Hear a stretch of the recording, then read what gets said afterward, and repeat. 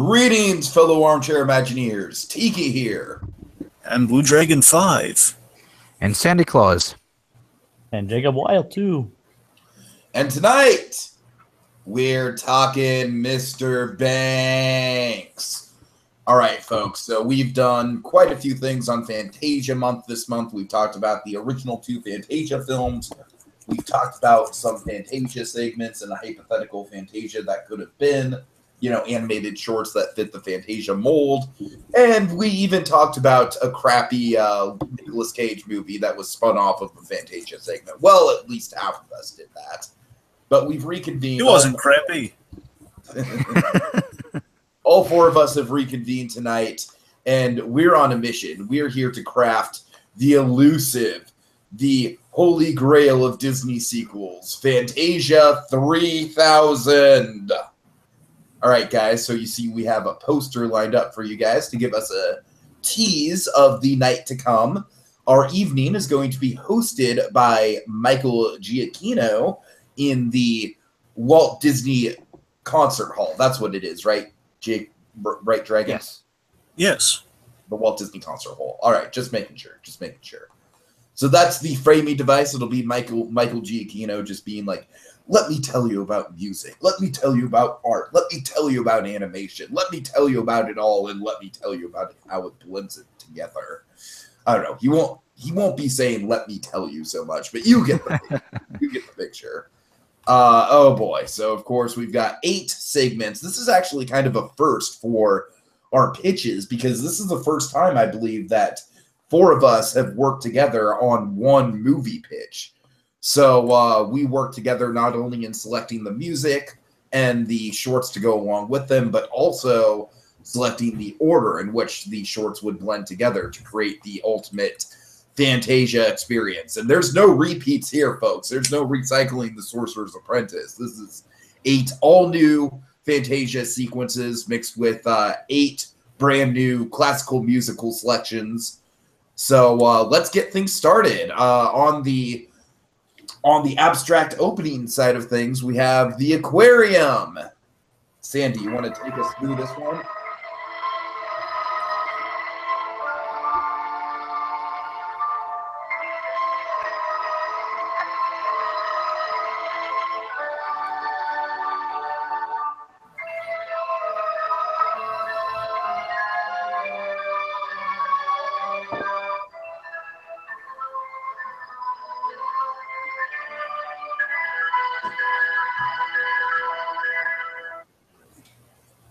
All right, there's the music for you. Now, what I had in mind for this, and this is basically just a simple concept. There's no real story to this. Which is appropriate, because as an opening number, there's no real story to any of the Fantasia opening numbers. It's the abstract warm-up. So basically, the concept is in the title there. It's the aquarium. I feel this would take place somewhere in the ocean. And what this piece does is it has these not quite lines of Rome and have it be about like robots or something. When most people think of the title Aquarium, they think fish. Well, the Disney animators have something else in mind. I'm sorry, go ahead, Sandy. This piece has some wonderful I don't want to call them glissandos, but it has some wonderful piano work where it feels like the fingers are just gliding along those keys, and it's such a beautiful manner. It's very, very almost mysterious. I think the ocean would be a perfect candidate for this song. Of course, I'm sure that's what. Now, would the visual imagery be abstract? Like, would it be kind of like surreal fishes, or like like the fishes being painted to the music, or something like that? I think it would more be the fishes painted to the music. Okay. And like maybe an acrylic or oil painting type, where the fishes aren't physical things. They're more like just brushes, strokes. Oh, I like that. And they reappear and disappear with each note, in different waves of color, big groups of fish. And as I'm just gonna go ahead and call each glissando. I know it's not what it is. Anyone watching who can correct me, but it has these wonderful pieces. I'm just gonna call them glissandos, where it goes down very slowly in a very beautiful manner. I think with each of those segments there, we would get deeper and deeper into the ocean, and we would start seeing some more interesting creatures that we don't usually associate with ocean life. We would get some very interesting imagery. Of course, maybe a few sunken ships.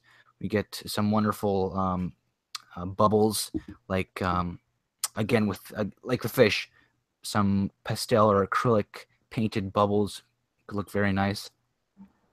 Just a wonderful blue, wonderful mix of blues and some oranges and reds with the fish. I think would look very, very, very beautiful and make for a great opening piece. Yeah, I like it. And as you said, the piece has a very kind of mysterious quality to it, which brings the abstract warm-ups back to the sort of toccata and fugue days, but in a manner where it's, the visuals are a little bit more recognizable, but you can still have it be a little bit more abstract than the Beethoven opening. So I like it. Good kind of beat in the middle right there. Yeah, me too. I like it. Okay, next up we have Jacob Wile pitching Funeral March of a Marionette.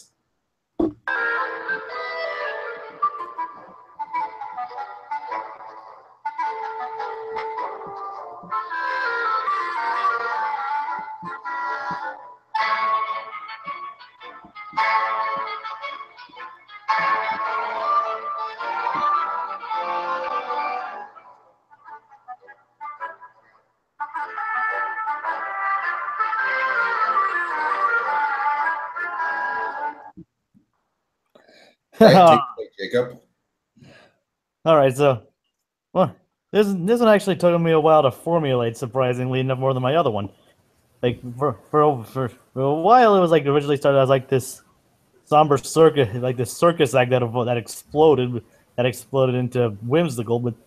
But then I had a different thought. I was like, then I did remember. I mean, this is where I got it from. I got it from, as you might guess, Alfred Hitchcock Presents. Oh yeah. And so I combined that as like a lot of his stories were mysteries or thrillers in there. But so I decided to take the mystery aspect of that and combine it with the setting of the composer, Charles Gounod, who is French. So I crafted. I like that combination. It's like a. It starts off, funnily enough, it actually starts off like it starts out sounding like it's going to be a somber piece, but it actually becomes quite whimsical and almost humorous as it goes on in a way. I mean, not exactly going into full out bursts of comedy, but still like the way I imagine it, based on what you describe it to me, is sort of like almost spy versus spy style. Kind of in a way, it's like this. It's basically this French detective who solves these various crimes, and like during the big have various crimes going around him while he remains completely oblivious. Oh, I like that. I like that a lot. So kind of an Inspector Clouseau type. Exactly. That's actually kind of one of my inspirations behind it. I mean, that's actually kind of one of my thoughts that crossed my head, like crossing a humorous mystery played to Funeral March of a Marionette. I mean, there's not much to it. There's not to it other than that. I mean, the music pretty much stays like that throughout the entire piece, and from the end, I think you just basically solve the crime by just doing something incredibly stupid. Okay, can I throw? I'm sorry. Go ahead. No, you go ahead. I want to hear what you have to say. I have one suggestion to throw in there. Yeah. Honestly, just based on the art I was able to come up with, this kind of inspired the idea. What if one of the criminals he's chasing is a woman who he eventually falls in love with by the end of the piece? Oh, that'd be really interesting. And considering how the piece goes, that would actually work. Yeah, you like that? You like that? Oh yeah, I do. All right, let's work it into our headcanon here, folks. I mean, I'll talk about the production of the short a little. The concept of this, as I mentioned, when it was like it started around like to be a somber funeral procession, but then there's going to be like a Cirque du Soleil kind of style, but then I realized I was like, no, that's like it wouldn't really work with this concept. I can't really think of much to do with that one. And then I was thinking of doing something with toys. Then I noticed like somebody already kind of did something similar to that. Yeah. I do like the Inspector Clouseau type of setup you have here. The formula, I like that a lot. Yeah, like I said, it kind of inspired when I recollected afterwards. I was like inspired by that. It was used for Alfred Hitchcock Presents. Like, film noir is something that we haven't really seen represented in Fantasia yet, but I feel like it's a style that would work really well in Fantasia. Oh yeah, like a comedic film noir. That's one reason. Brad Bird. Again, we know how close he was with the spirit, though. He was so close to doing it. I know. That is one reason why I went with the whole detective story, like to make it stand out amongst Fantasia. The Fantasia segments. And I think that's pretty much all I have to say about Funeral March for a Marionette. All right. Nice. Okay, Sandy, we're looping back around to you with the Masquerade Suite.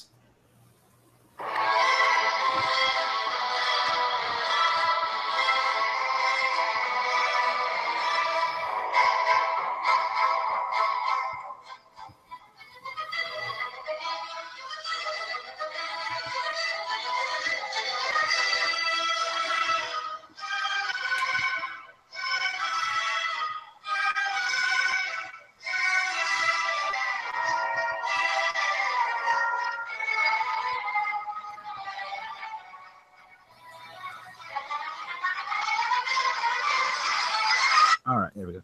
I'm sorry, real quick. Something we should clarify with these. These suites technically might be we're pulling them from suites, but like it's called a waltz in this case. So usually the third title is kind of the main title to go with. So I just wanted to clarify that. Okay.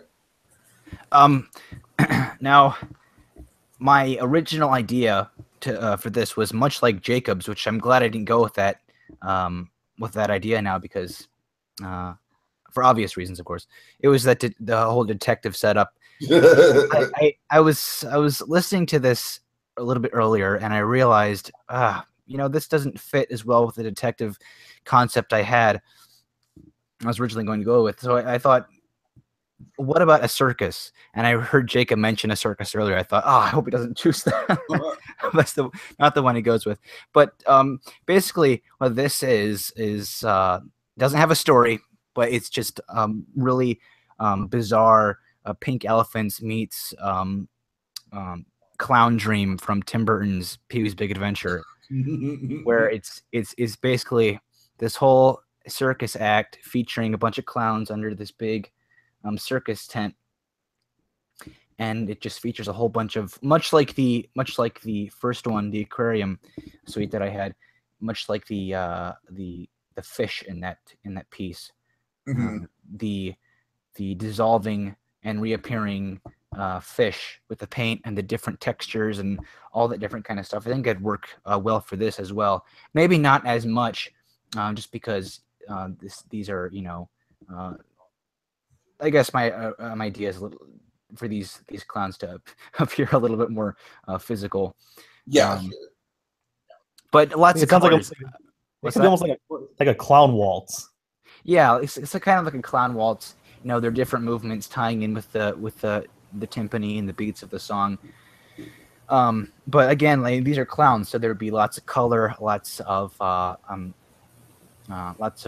dark against black backgrounds against bright colors, and kind of like the dancing flowers in the original.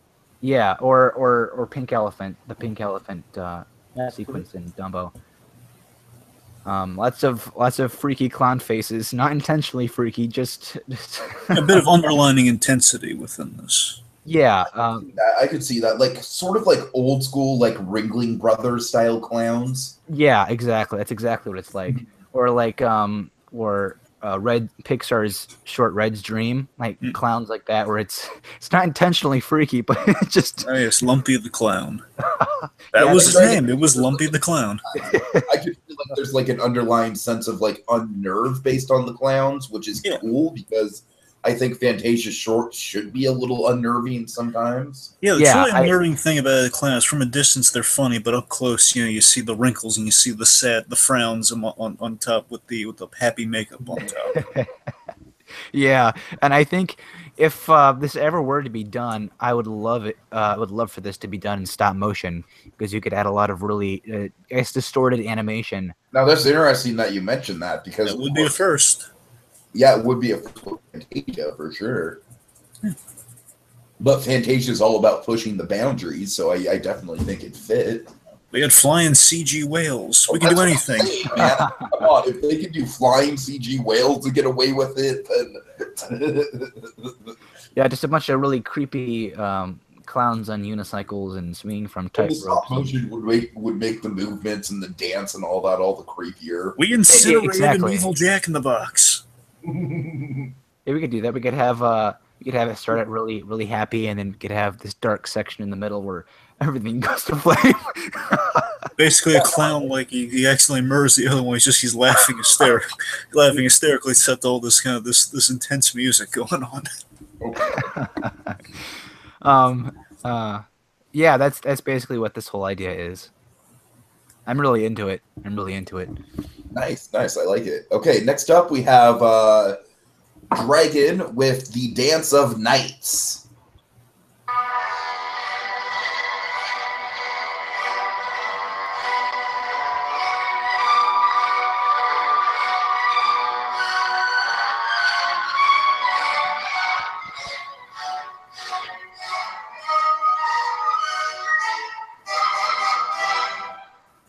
So remember that now here's the thing, is that bit you heard, that's definitely the absolute ending of this, by the way. I'm going to lay out for you. But it plays throughout the whole course of music. It's kind of the running theme of it all, and that's the big ending though, so that's important. The whole da da da da.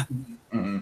Anyway, so Dance of the Nights. Dance of the Nights, it's really a really great piece. I've heard it a few times, and basically the two selections I picked were because I have this playlist called Now That's Music, where I've cataloged all the kind of the great kind of scores and soundtracks and kind of musical themes I've heard. And there were always a few that kind of stuck in my mind, and these two, the reason I put them on that playlist because I've heard them used in films to kind of underscore things. I had to do some digging to find out what they were from, and then honestly, serendipity, they were both used on Gotham. Oddly enough, that's how I was able to finally get them. In the grand schemes, I was really lucky in that regard because for years I've been searching where is it, darn it, where did it come from? It always kind of stuck in my head. But the first time I heard this one of the most notable time I kind of started searching for was in the one of the Morgan Spurlock documentaries. It was in it was in Greatest Movie Ever Sold. That's where I was starting this. Back in my mind. Anyway, so essentially what I'm imagining for this was actually done by a Russian composer, from what I understand. This is kind of tied into Romeo and Juliet. So, but it had the interesting title, Dance of the Night, so I really went off the title on this one. So basically, I imagine it's a chess match of wills between two knights of black and white, and it's like darkness versus light. And honestly, my two pitches here, I mean, I know they're not following each other back to back, but they are kind of tangentially kind of connected, and that they're kind of the opposites of each other. So there's a bit of an invisible through line there. You don't need it, but it's kind of cool if you find it. So this one's darkness. This whole one's based on darkness. So it starts out quiet and tranquil. There's no sound initially.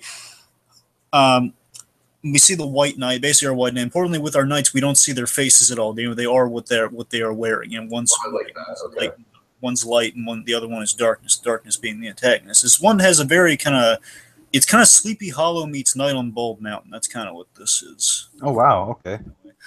So again, the faces are unseen. So we have our white knight just kind of he dons his helmet from behind, and he's just walking out there again. There's no sound yet. But then there's a solar eclipse happens. And then the music starts. So with the solar eclipse, it is followed by kind of this highlighted silhouette, seemingly an army, led by, you'll see in the bottom right-hand corner, essentially a really imposing black knight with a black helmet on. So this guy is a knight made from darkness. You don't know what this guy is. He's otherworldly. Again, it's kind of like a Chernobog-esque figure, and we get an up-close shot of him. Closest thing we see of this guy, he has fiery red eyes at a certain point. That's the closest we ever see. Okay. Wow. Okay. Anyway, so just Black Night. And anyway, just like again, so an eclipse happens. You have like it's like darkness is plaguing the land, but it's like it's not fully dark, but it's like it's like in daytime you think you're completely safe. Now night is sweeping it, and basically this guy has a shadow army, and we find out it's not an army. It's all like darkness. It's ambiguous darkness following it.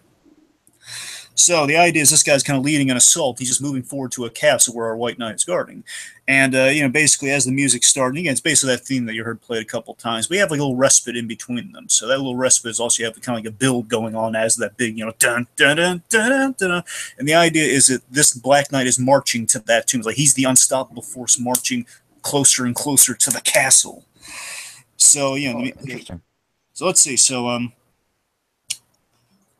like they're trying to use light to defeat darkness here, so they have some lit torches. Like they have a catapult. They're trying to launch at what they think is an army, which is darkness, just kind of engulfing the land. And like people are being dragged, people are being dragged into it. And again, it's like just, of course we don't hear the screams or anything, but just it's the music intensifying as this Black Knight just making his way down as darkness kind of surrounding the land, engulfing it fully. And like their torches are being snuffed, like they're firing catapults. They're just like like they're deterring the darkness a little bit, but again, this guy, no, I'm stopping this guy. We see the White Knight while this is happening. Like he ushers the king, who is in shadow. We don't see the king. The king, he basically he's making sure the king got out safe. So that explains why it's just mano a mano. So he arms up, and anyways, he's getting his shield, his mace, his sword, and again, he's wearing white with like gray armor, but like the white mane kind of thing on top of the armor. So let's see. So he secures the king. Firing catapults. There's a lot of panic going on. The arms up. Yes, and like we see that again. The idea is if this is a chess game, the White Knight is strategy, the Black Knight is power. So the White Knight, they're raising the drawbridge, but the Black Knight on his like big old black horse, he just kind of charges and he jumps from the horse right onto the drawbridge and slides down. So he's inside the castle with the White Knight. So let's see. He makes the leap, and then the battle begins, and this is when the intensity of that march is just kind of really, really hitting on. Basically, every hit, every clang. This is like again, darkness is kind of overpowering our one figure of light, which would be the White Knight. He's like the only light source. Oh. So like they have clangs being like the big kind of brass of the music, the dun dun dun dun, from like the clangs of like like the shield being hit or like the armor being struck. You have a few sparks here and there, and the White Knight. The White Knight has heart, but he falls back, and basically it's like he's being just kind of falling back, and they're going up this castle, and that's kind of where this battle's leading. They're on the main floor, and then you kind of go up a stairwell to the roof. Essentially, that's kind of where this is going. Let's see. So he dents. He pulls out the White Knight. Eventually, pulls out his mace. He makes a dent in the Black Knight's armor. Again, he's starting to get the upper hand. Basically, we, the audience, are rooting for this White Knight. We're rooting for this one element of light against this unstoppable army of darkness. Mm-hmm. He hits the mace until he starts until the mace breaks, and then he kind of like dents the guy's helmet, and then basically. Then they're pulling out their swords, and again, it's kind of the light and dark, and those sparks are kind of the illuminating thing within the scene. He weakens the Black Knight with a strike to his armor, like right to the helmet, and there's like an opening in his helmet, and basically what the Black Knight just kind of grabs him by the throat and holds him up, and then he looks at him with his fiery eyes, which just scares the bejesus out of him. He almost backhands him across the room into the stairway, and that he goes up the stairs, and the only light source in the stairs is like these torches. And he uses the torches to kind of light the tapestries on fire, and he again using strategy here. He lights the hallway on fire, so seemingly light is stopping this being of shadows and darkness from entering. But he takes a step. He walks through the fire. Oh, jeez. And again, those eyes are like really present in that scene too. Again, the eyes are the only thing you're seeing of this guy. It's just black. When he walks out, essentially the armor's like superheated, so it's like he's like has red highlights on the black armor, walking through fire. Wow. So anyways, this is the end. They're at the top of the castle. The White Knight we see is tired. He's exhausted. The white on top of his armor is just dirty and gray and grimy. He's just seeing darkness as he's kind of beating this guy down so badly. The Black Knight, he walks again. Our guy's on the ground. His sword's like kind of on the ground. He's just this guy's done, but he's still there. The Black Knight stops. He walks up to him and he stops. After all this marching, he walks up to him. He stops and he just gestures with his left hand. He just holds up a stopping palm, and without dialogue, just stop. Then he extends the hand. Basically, he gestures like to look around. Kind of like extends his arm and kind of moves left a little bit. So it's like, look around you. And from the point of view of our guy, point of view from our guy, he looks around. He just sees the land is engulfed in darkness. Completely, it's a losing battle. So the Black Knight. Then again, we don't just from behind. We get to see our knight's kind of like masked expression. Like we also did like a RoboCop bit where after he got hit, we saw like the one exposed eye. He has like one blue eye through his like cracked helmet. Okay. That's our good guy. And basically, this is the end. This is, the Black Knight from behind. Like we see like his hairline. That's about it. It's like he removes his helmet. We don't see his face, but we see the White Knight's reaction. The White Knight is in awe. He drops to his knees, defeated. And, his head is bowed down. Oh shit! And again, there's like a torch on the ground. The torch that he lit the hallway on. Like he dropped that in the scene too, along with the sword. So the sword, and then basically, he like surrendered his sword, and then basically just the torch was dropped. The torch is like the only light source. This is important. So darkness all around. That torch is the only light source. And then basically, this is when that music he played, the very end, dun dun dun dun dun dun dun dun. This is basically that plays as the big finish. The big finish plays. The Black Knight, he draws his sword, and he basically a big old black blade, which is lit by fire, is lit by that one torch, and then just the hammer comes down essentially, and the fire, and we don't see the head decapitated, but the fire is extinguished. That's the last thing, and we're only left with darkness. Nice. Oh god, that's so good, man. So good. Nice. So that was the battle-y dance of the knights. Oh, really good. So the White Knight gets decapitated, right?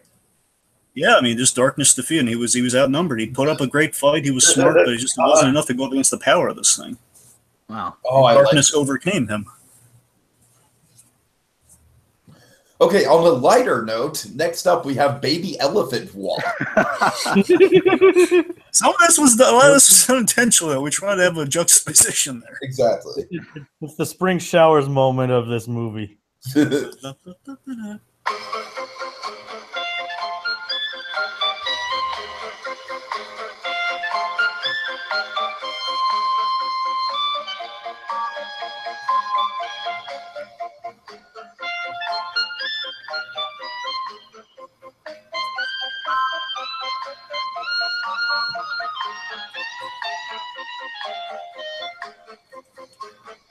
All right, that'll work. Now, just imagine that music playing to Dragon's pitch there. Oh god! you know I could make that work. Okay, so I play this happens while I play unfitting music. So this segment is basically meant to be the intermission of the movie, which is of course appropriate. You got like a cartoon in the middle after that really dark segment with the Dance of Knights. Of course, the original Fantasia had Mickey Mouse and Sorcerer's Apprentice. Fantasia 2000 had Donald Duck in the Noah's Ark segment. And this is going to have Goofy, because what better person to have like an intermission cartoon than Goofy? And Goofy is yet to have his shining moment in a Fantasia short. But Goofy's going to have a co-star here just because the title works so well. So essentially the plot of this short is that Goofy is basically an animal walker. That's his profession. And somehow he stumbles upon Dumbo as a client. And let's just say it doesn't go well. Of course, the Goofy music, the do-do-do-do-do-do-do-do-do-do. Like, Dumbo is just all overly excited, and he's like, and this is Dumbo in full flight mode, too. You know what I mean? That's important. So like Dumbo will fly Goofy up onto like telephone wires, and Goofy will be like running along the telephone wires trying to keep up with Dumbo. Like all kinds of like antics like that, all kinds of physical humor. It's a very short segment. Like I said, it's basically like around the time of Carnival of Animals. So I basically kind of call this the Carnival of Animals of our Fantasia 3000. So I don't really have much beyond that general description. To be honest with you guys, I was kind of struggling with where to set this thing. So maybe you guys can help me with that. My original idea was to set it around Mickey's Toontown, which, is basically going to be kind of a recreation of what you see in the Disney parks, which is like the Mickey neighborhood. Oh, what? I had an idea. What if it takes place in a zoo, and Goofy's like the zookeeper. I like that. I like that. I'm down for that. I can. You could incorporate all the other animals and a bunch of other weird, funny stuff happening too. For a Fantasia, sure, I'm down for that. Okay. And then the whole thing ends with Dumbo flying back into his cage or whatever. Yeah, right. And Goofy's like, just kind of stumbles to the ground and then quickly picks himself back up. Superior's just saying, "Good job," without obviously giving him not the thumbs up for Bob, because that's a whole nother thing. But and then he discovers he has to walk a lion next. Oh God! yes, I approve of that. And it's Simba. No, we're kidding. Yeah, really good. So yeah, you guys get the general idea. It's just a very chaotic, very hectic, but very quick, sort of intermission cartoon. I love that. I wish Disney would make more Goofy cartoons like they did, like the How to hook up your own theater, like the most recent one. Home theater system. Yeah. Of course, I just talking about the piece itself for a second. The music. Baby Elephant Walk is actually a famous. They play this at ball games a lot, like baseball games on the organ, and so that's where I kind of picked it up from. And a really early episode of The Simpsons used this as a focal point called "Dancing Homer," where Homer basically became like a tourist attraction, dancing to this song. Just as like not in a mascot suit or anything, just literally like dancing on the dancing in the aisles at the baseball stadium. It's a really fun episode. It's a really early episode too. So that's my Baby Elephant Walk, and then I have another segment directly following that, the Grand Canyon Suite. Of course, this is specifically the on the trail section.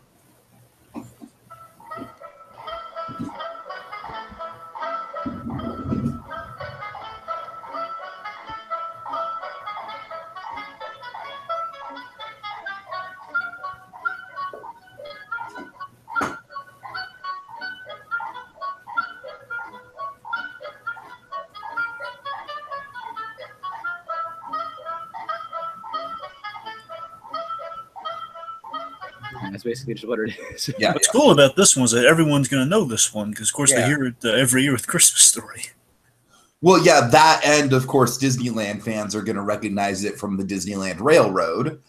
And speaking of the Disneyland Railroad, this is essentially what this piece is. It's an animated interpretation. Now, importantly, I want this to be the return of like hand-drawn, like multi-plane camera, like even if it's done on computer, make it look like the multi-plane camera. You know what I mean? Oh, yeah, wow. Because that's what I really want to focus on with this short is the vistas, like the, all the different dimensions of the Grand Canyon. I'm just imagining that big mural at Disneyland, like zooming into that. That's what I'm saying, man. That's what I'm saying. Of course, that mural at Disneyland is the world's largest mural, the world's largest one-piece mural. Yeah. Wow. So, yeah, okay. So basically, this is creatively just a really easy idea to come up with, I've got to say. I've always loved this music. I've got to say, I might actually enjoy the Grand Canyon section of the Disneyland Railroad just a tiny bit more than I enjoyed the Primeval World section. The Primeval World section is great, but I love the progression that the Grand Canyon has. So, what? For some reason, the simplicity is just a lot. It's a lot more charming. It's just a lot more almost enjoyable. And speaking of the Primeval World, of course, that's another easy decision because a lot of the imagery from the Primeval World was pulled out of the Rite of Spring from Fantasia, most notably, of course, the Stegosaurus versus the T-Rex at the end. So I figured this would be a great way to kind of pay back that homage and kind of loop the circle around with the Disneyland Railroad influence on Fantasia. That's awesome. On the trail kind of basically starts with an early morning sort of, basically this is one of the longer segments. This is going to be a 7-minute segment. That sort of jaunty music is going to be sort of the, that's going to be the hook of the music, but it's not going to be the whole thing. So the idea with this is it's basically a day in the life of the Grand Canyon and all its inhabitants. And so we're going to go on and we're going to follow a bunch of different characters. We're going to follow some snakes. We're going to follow some donkeys. We're going to follow some deer. We're going to follow some jackrabbits. And throughout the day, they're all kind of trying to take shelter and, you know, just go about their business in their different ways. And like I said, the big key to this is we're going to see all those sweeping vista shots and kind of like multiplane style shots. And I want this to look very 2D, very hand-painted. Of course, as we go on, like it starts early morning, like all the animals are just waking up. And then basically when the On the Trail music picks in, the da da da da da da da da, that's when kind of like the middle of the day sets in and everything's the most active. You know, all the different animals are just kind of going about their business. And then as we go kind of more deep into the piece, of course, we have a transition into sunset and into night, as of course that's what the original Disneyland diorama does as well, which I really love about the diorama. So basically we're going to give this more detail by working in more of the music. So like I said, we're going to basically be following these different characters. I don't have a lot of detail in terms of like the different storylines, but all I have is like I said, all I had is like you follow them through these sweeping shots of the canyon. Like the canyon itself is also very much a character in this, and it could almost be Birdman style and almost be like, you know, made to look like it's just one continuous shot. Almost, I could picture that. That'd be crazy. One continuous shot, of course, with sort of like a time lapse feel in terms of like the progression of how the day's passing. Because basically, this is like a day in the life of the Grand Canyon in 7 minutes. I love it. I love it. I love the 2D multiplane idea. That's awesome. You're not going to see any humans in this short, of course. It's all going to be animals. It's all going to be naturalistic. And, of course, as I said, it's going to be a big homage to the Disneyland Railroad. And, yeah, that's about all I got. All right, so next up, our penultimate segment of the evening. Jacob Wile presents us with Danse Macabre. Oh, sorry.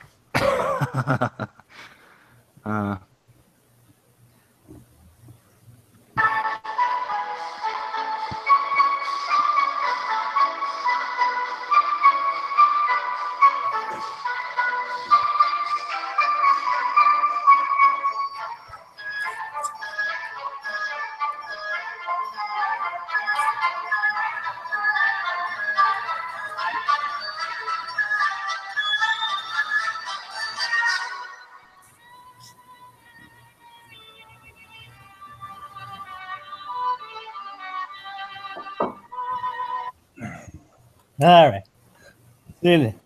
I'm sure if you noticed that, I'm sure you guys noticed that in just that 30, that short time alone, it went through. It conveyed all kinds of emotions in that, right? Oh yeah, oh yeah.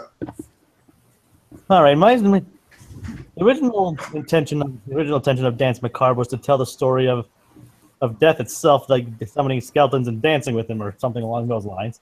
And then, funnily enough, this is actually by the same Camille Saint-Saëns, the same composer of Carnival of the Animals, and actually also Aquarium in this same program. So he's getting quite the Fantasia exposure. Oh yeah. Okay, my story. I actually did come up with a story for this one called "The Life of Death." It's an interesting story, like about death, about personifying death itself. The beginning of it's actually somewhat slower and kind of somber in a way, where it establishes death, who I'm kind of taking it from various mythologies around here, like crafting my own original story, my own story around it. Like, this version of death, who started out as an instruction, so is instructed to ferry people into the afterlife. And people who have died instruct them to the underworld, whether they either go to heaven or hell, basically. And obviously, it's a thankless job, as nobody really wants to admit that they're dead, of course. Okay, I like that. That fits into kind of the Fantasia mold. It leaves him very bored and frustrated with his life, as this is like basically all he's ever done. And all he's ever done into his life, like just to ferry people and various time lapses will show that as he ages, it's like showing that he's done this for many, many years. Mm. as in around the part where I got to, or where you listened. Before he actually, that's when he's like trying to get out of that life and like try to see more beyond that. He then meet, I said, he then meets the Finnish god of death, Kalma. I mean, I might say, I needed a goddess of death, and that was one of the ones that stuck out to me. And of course, my visual representation of a goddess of death is going to be the Neil Gaiman death. So Yeah. That's not canon with Fantasia. I just thought it was a cool image. So It's like he meets her while he was abandoning his duty, and they both fell in love with each other. And during the middle of that segment is when it really ramps up in intensity. Which is to represent their furious yet intimate dance with each other, like to show like their gradual progression of how much they love. Oh, I like that. And going with the whole title, the Dance of Death. Yeah, that's what Danse Macabre means, the Dance of Death. Yes, Danse Macabre. Yeah. So it ties into the Dance of Death. Notice the shirking of his duty actually creates a buildup of souls in the underworld, which, when being able to cross over, this leads to the attention of a deity of one of the gods of the mythology, who has also become jealous of his romance and affair with Kalma. And during this segment, he curses death with the power to kill whoever he touches. It's not a blessing; it's actually makes it a curse. Mm-hmm. And during the climactic final segment, he actually, without knowing his power, Death touches Kalma and she perishes in his hands from his touch. Kind of like a morbid King Midas. In a way, yeah.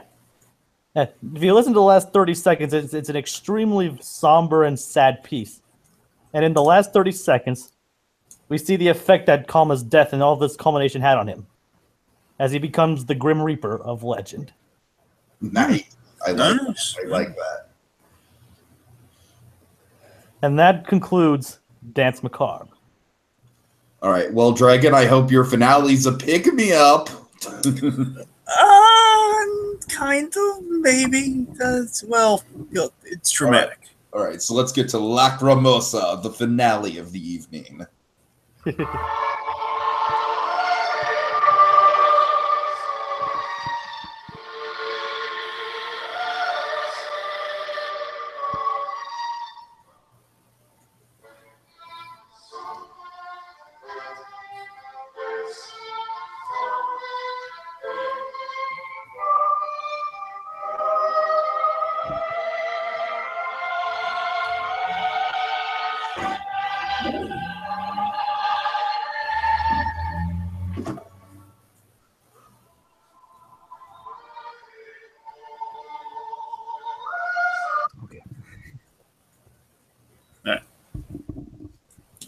So yes, so more specifically, it's a Requiem. I want to say it's Requiem Mass, but it's Requiem Sequentia Lacrimosa, done by the great Mozart.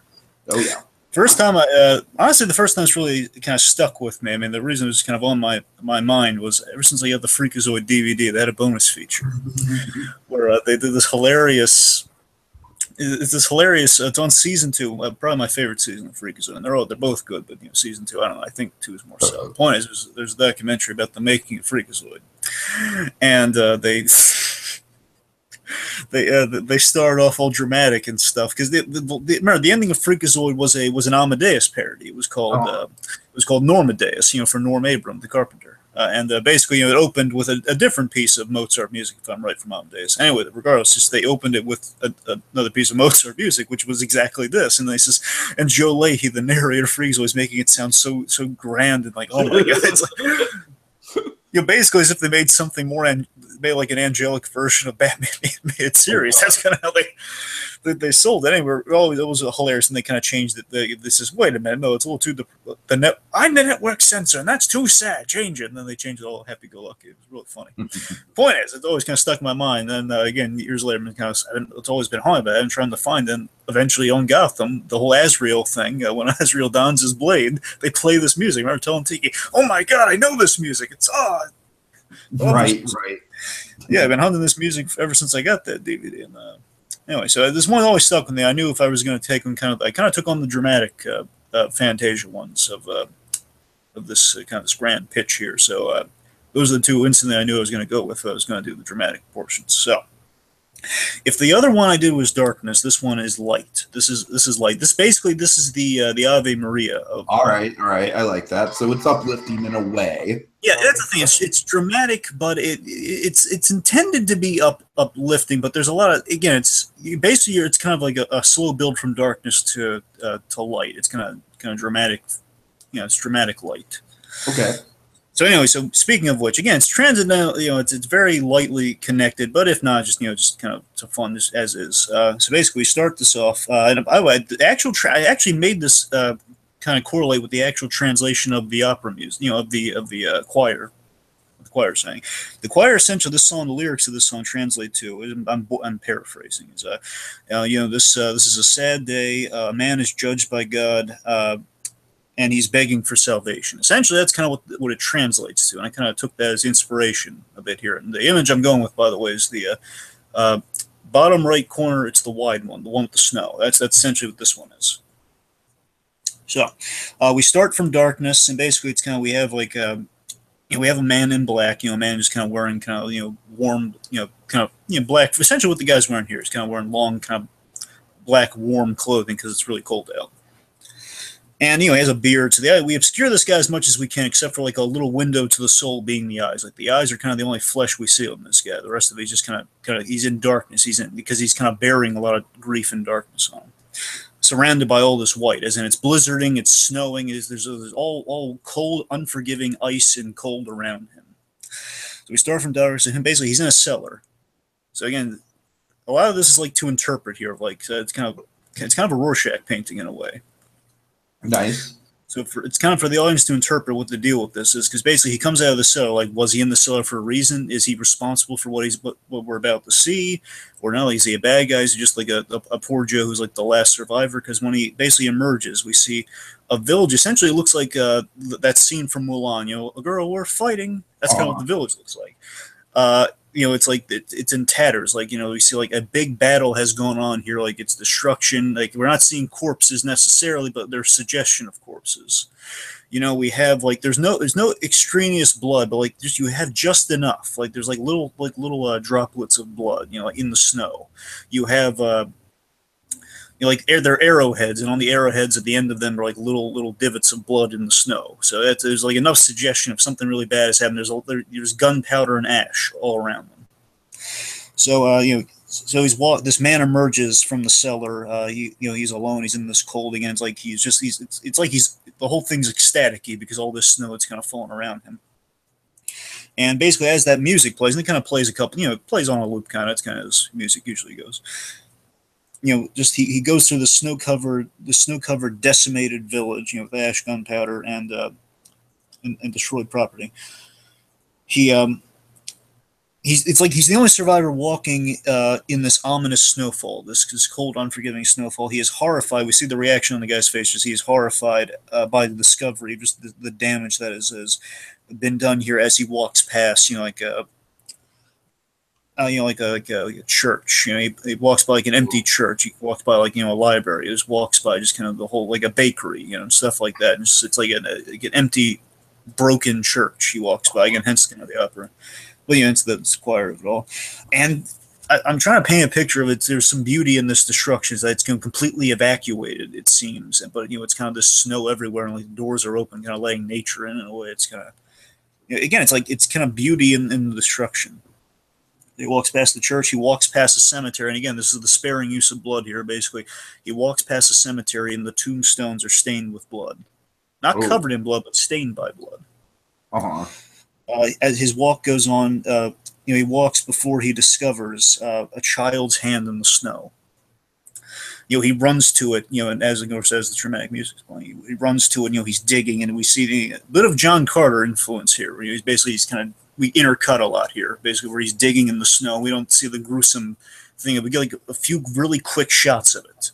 So again, it's really kind of, it's obscure. It's basically, we see it kind of like a hooded woman figure kind of holding this child. The idea, I guess the suggestion is that it's his wife and child. Oh, okay. And basically the woman is like holding a child, but again, we don't focus too much on the gruesomeness, but we really kind of, we intercut between the dig and the seconds of seeing, and then we have the muted screams of the man from a distance, just as the music like, oh, this is getting its loudest, and just, right from a distance. Then basically after that, this is like the big old ending here, the big dramatic kind of beautiful, really dramatic ending here. Basically, he's then, the idea that this guy's been walking around this village just kind of senseless and kind of like listless.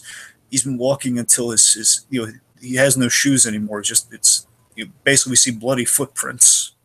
Oh, jeez. And again, it's like it's this white, it's white with shades of kind of the grays for the ash around this place. But now he's just walking to an area of complete white with like the red. We're following like the red footprints, and we just see he's just broken. He just kind of falls in the snow for a moment. Then he's getting up, and then he sees as he has just fallen, the snow is stopped, and there's just this ominous white glow.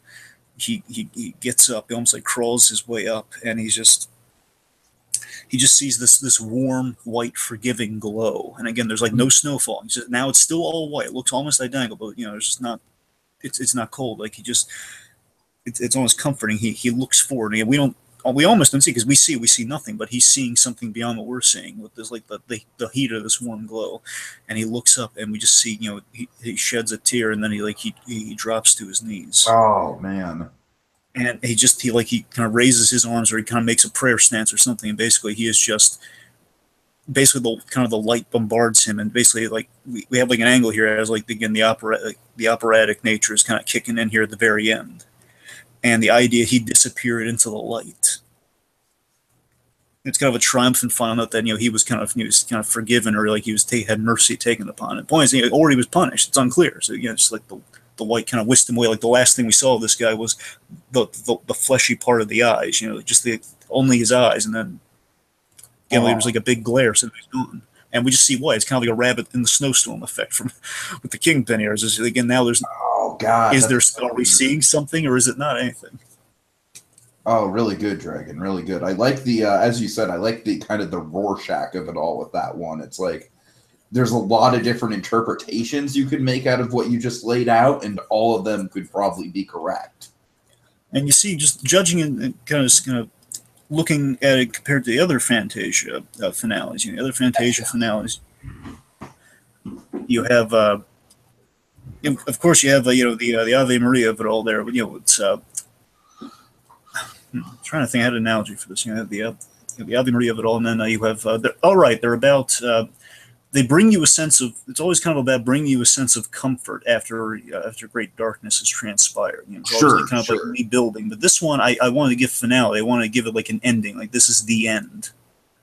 So that's why I was hoping it would be last, because this would really. I pulled a switcheroo on this because originally I was going to have the other one end it. I was going to have Dance of Nights end it, but this one I felt like give it like. I think that worked really well because Dance of Nights kind of gives you like a little bit of a taste of the darkness, and like you said, this is almost kind of like the aftermath of the darkness, but at the same time, it's oh god, like for all.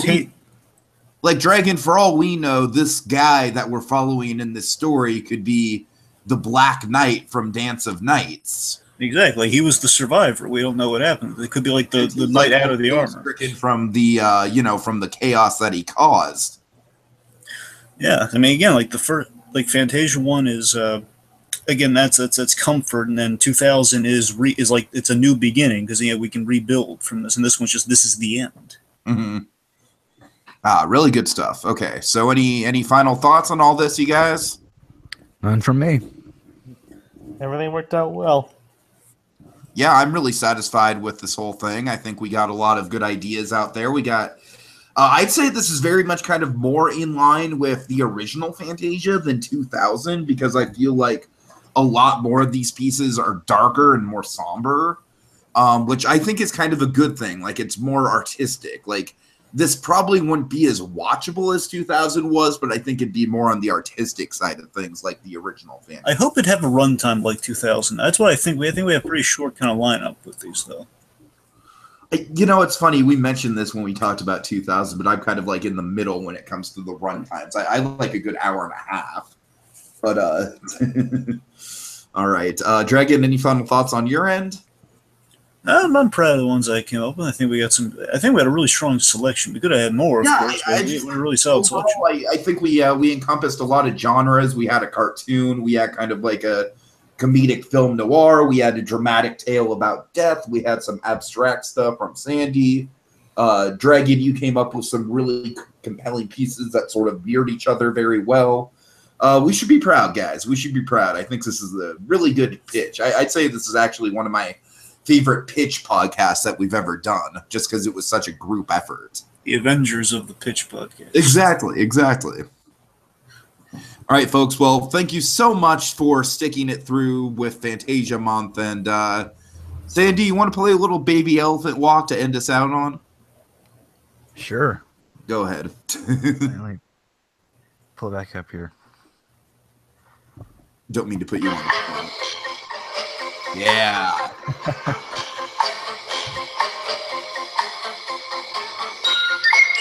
White Knight versus Black Knight. Decapitates him right there. You know. Drives an arrow right into his red eyes. What the footprints, guys? Right there.